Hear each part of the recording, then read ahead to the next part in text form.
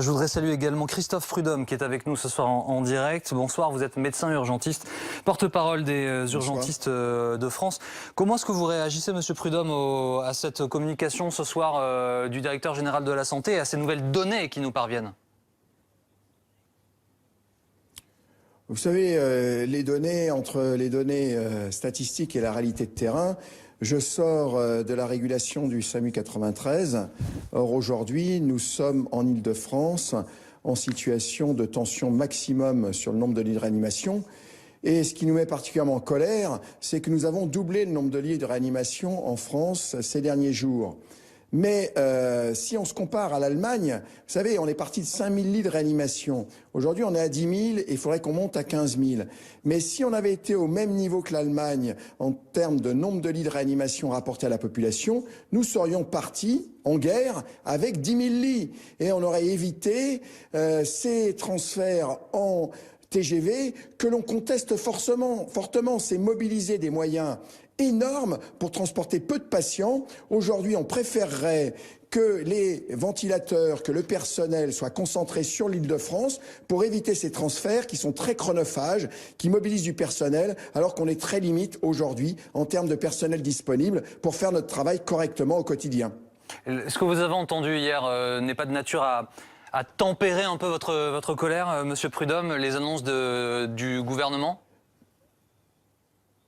Mais non, absolument pas. Le gouvernement court après la crise, a toujours un train de retard. Écoutez, mobiliser des avions, un pont aérien avec la Chine pour nous amener quelques millions de masques, rien que pour nos collègues des EHPAD aujourd'hui, où il y a 700 000 résidents, il faut au minimum 2 millions de masques par jour. Donc regardez combien de masques sont arrivés aujourd'hui par ce fameux pont aérien.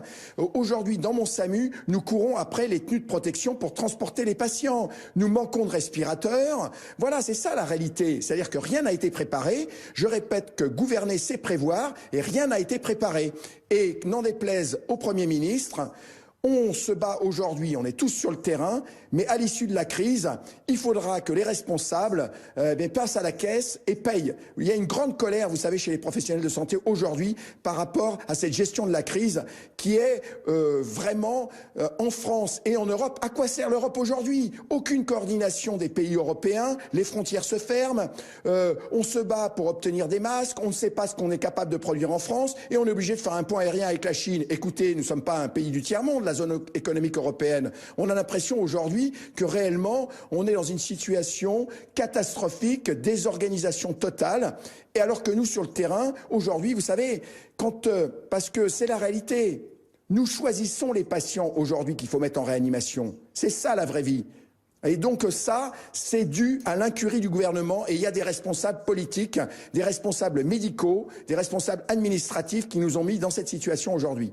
Christophe Prudhomme, reste avec nous. Christophe Barbier, on savait qu'il n'y avait pas d'Europe de la santé, mais bon, là c'est criant. Il y a une coopération franco-allemande comme toujours. Pour le reste, il y a des morceaux de coopération entre nations, mais les États-nations ont décidé il y a longtemps de garder la souveraineté sur leur politique de santé. À quelques détails près, par exemple, après la crise de la vache folle sur la sécurité alimentaire, on a construit une politique au niveau de la Commission européenne. On ne peut pas reprocher à la Commission européenne de ne pas s'occuper aujourd'hui de quelque chose qu'on lui a refusé hier. Donc évidemment, il y aura des leçons à en tirer, mais aujourd'hui l'Europe s'occupe de ce qu'elle sait faire depuis longtemps, c'est-à-dire l'économie. Alors on fait des sommets pour voir combien on met de milliards, qu'est-ce qu'on va faire après. On n'est pas d'accord sur tout, mais ça l'Europe sait s'en emparer. Pour l'Europe de la santé, notamment l'Europe de la lutte contre les épidémies, tout est à faire. Est-ce que demain, les hospitaliers français, italiens, allemands, danois sont d'accord pour bâtir une Europe de la santé, une Europe de la lutte contre les futures épidémies? Peut-être, peut-être pas. En tout cas, ça sera à mettre sur le tapis. Et puis pour tout ce qui est du reste, toutes les défaillances, le nombre de masques, les tests, les respirateurs, les lits de réanimation, oui, bien sûr. Il faudra refaire la chaîne de décision qui a amené les mauvaises décisions à être prises, ou plutôt des décisions qui ont été prises en pensant qu'on ne serait pas confronté à une épidémie qui est arrivée. Pas forcément pour chercher des coupables, parce que personne à l'époque n'a hurlé en disant c'est une mauvaise décision, il y aura un jour un virus qui montrera que c'est mauvais. Personne dans les oppositions aux divers gouvernements concernés n'a hurlé à ce moment-là. Emmanuel Macron, c'est qu'il n'a pas le choix, il a déjà annoncé. Bien sûr, mais il y aura une transparence complète à faire sur la période au moins 2010-2020 sur les choix qui ont été faits au niveau des hospitaliers, au niveau des ministres concernés, au niveau de la technocratie médicale. Que ça se fasse le plus placidement possible, c'est-à-dire à mon avis plutôt à travers des commissions d'enquête parlementaires, c'est impitoyable, mais c'est pas pénal, plutôt que d'aller devant la justice où là on risque de tomber dans des psychodrames à mon avis inutiles. Christophe Prudhomme, vous parliez du centre de régulation de la Seine-Saint-Denis, de vous rentrer ce soir.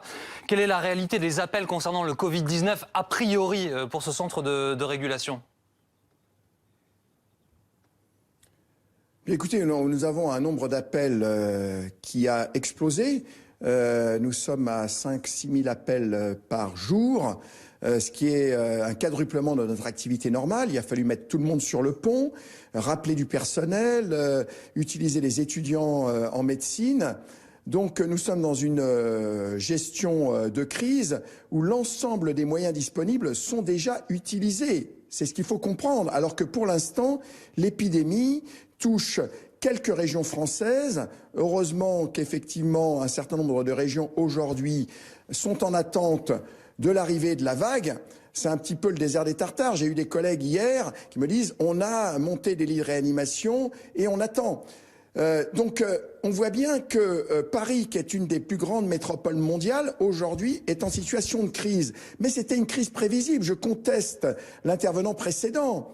Si, des gens ont dénoncé l'impréparation, mais on ne les a pas écoutés, comme ceux qui avaient annoncé la crise financière de 2008. Vous savez, nous, depuis 15 ans, les urgentistes, nous dénonçons les fermetures de lits, les fermetures de réanimation, les fermetures d'hôpitaux, la concentration des moyens sur un nombre de sites très limité. Vous savez ce qu'on paye aujourd'hui? C'est les politiques des gouvernements depuis 15 ans, qu'ils aient été de droite ou de gauche, qui ont fermé 100 000 lits en France, et des lits de réanimation. Dans mon département, nous sommes dans le cadre de la fermeture d'un hôpital. Heureusement, il n'était pas complètement fermé.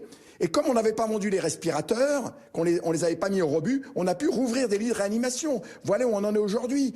Quand on a des masques supplémentaires à l'hôpital, c'est parce que le mari d'une infirmière ou le syndicat de l'hôpital qui est en lien avec le syndicat d'une entreprise industrielle trouve des masques en stock dans une entreprise et on les récupère sur l'hôpital. Les agences régionales de santé aujourd'hui sont dans l'incapacité de gérer l'approvisionnement matériel des hôpitaux. C'est ça la réalité, c'est ça qui nous met aujourd'hui en colère.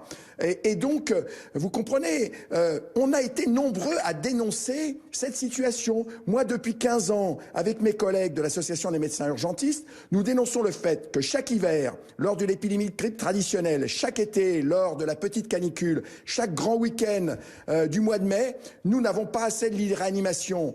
Donc la situation était prévisible, sauf que nous avons hurlé dans le désert, on nous a renvoyés à nos chères études et on n'a pas été entendus par les politiques.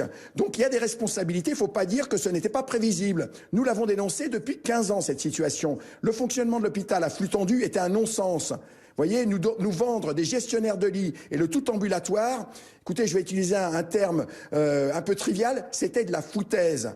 On a besoin d'avoir des capacités en réserve au quotidien parce que l'activité médicale d'un jour à l'autre ne se prévoit pas. Et quand on est en situation de crise et qu'on a un système qui est sous tension déjà en période d'activité normale, eh bien dès qu'on a une augmentation d'activité qui finalement là aujourd'hui est importante mais est limitée à certaines régions, ça craque de partout. Donc c'était prévisible, c'est une catastrophe qui était prévisible, la situation de notre système de santé. Reste avec nous Christophe Prudhomme. Évidemment, la colère de Christophe Prudhomme, Christophe Barbier, elle fait sens. Et on se dit aujourd'hui, alors qu'on est dans cette épidémie, comment est-ce que des décideurs n'ont pas compris, n'ont pas écouté les appels des professionnels de Bien santé? sûr qu'il y a eu des lanceurs d'alerte, notamment dans les professions concernées, mais à aucun moment dans une élection, dans un programme électoral, dans une décision gouvernementale, on a eu ce relais politique. Donc le gouvernement actuel n'a fait que prolonger des choix qui étaient faits. Alors être en stock ou en flux, c'est vrai que c'était un choix important. Mais on sait ce que c'est que le coût d'un hôpital avec des lits vides, des lits libres au cas où. C'est un coût énorme. Donc est-ce que la collectivité est prête à cela? Si on dit aux Français, vous allez payer vos médicaments plus cher, vous allez être moins remboursés par la sécurité sociale, vos impôts vont augmenter, ils vont dire non. Si on leur dit bon très bien, on va faire l'effort sur l'hôpital, mais alors les enseignants il y aura rien et les policiers il y en aura moins. Ils diront non aussi. Il y a d'autres solutions pour financer aussi. À un moment dans ces arbitrages-là, des choix ont été faits, en effet, comme le disait Christophe Prudhomme, par des gouvernements de droite et par des gouvernements de gauche qui correspondaient à des choix de gestion publique au mieux disant. Et puis parfois on se trompe. Alors pendant 10-15 ans ça a tenu, et puis là patatras, ça craque. Christophe Prudhomme.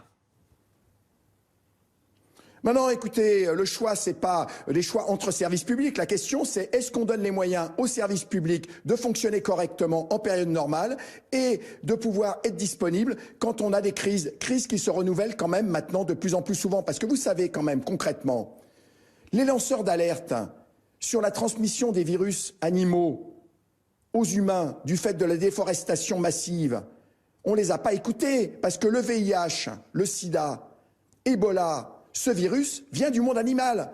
Pourquoi? Parce qu'on déforeste, parce qu'aujourd'hui il y a des problèmes écologiques majeurs et la transmission de virus qui viennent du monde animal, qu'on ne connaît pas, qui peuvent être particulièrement virulents, à la population mondiale, risque de se multiplier dans les années qui viennent. Donc il y a eu effectivement des lanceurs d'alerte qu'on n'a pas écoutés. Et ce que dit M. Barbier, ça montre bien que le monde politique aujourd'hui, que ça soit en France ou dans le monde, que ça soit l'Europe ou que ça soit à l'ONU, aujourd'hui n'est pas en capacité de nous proposer une politique qui soit dans l'intérêt des populations. On nous a vendu un monde libéral, de l'entreprise, des paradis fiscaux, de l'argent il y en a. De l'argent, il y en a aujourd'hui. Donc la question, c'est pas de dire si on met plus sur l'hôpital, ça sera moins pour l'éducation ou pour la police.